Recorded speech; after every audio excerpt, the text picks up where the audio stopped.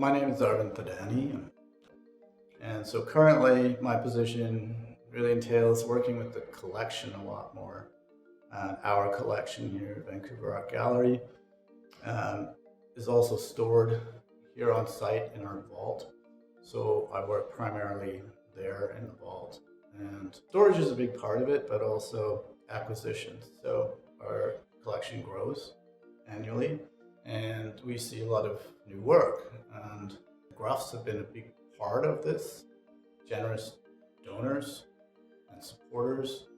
And it's always been interesting to see their work, which is mainly photography, but they also have a range of work that they've purchased. With the piece that I was attracted to, it turns out it's a lot smaller than I imagined when I first saw the spec sheet for what we were requiring. But really, so it was on a highly personal note that I realized I liked this photograph itself. And there's a couple other works that we acquired by the same photographer that are like a street photography, kind of look off the cuff, and natural light, maybe film, something unassuming.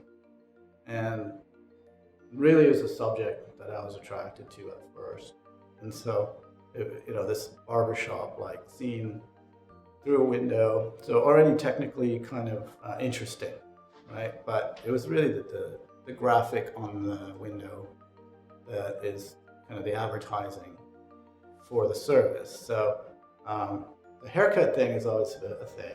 Having to have a good haircut, can be like socially advantageous, or hair itself, right, symbolizes and drives a lot of class issues and things like that.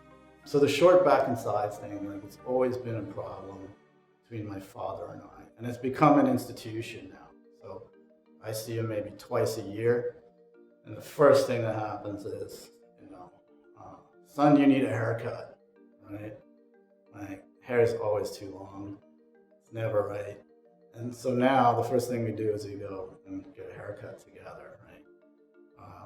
And so this haircut thing really struck me like, this is the type of place. And so there are a couple of things around it that were also interesting, in that it's is this kind of graphic signage, like a hand-painted signage that is an art in itself, probably a lost art in a lot of places.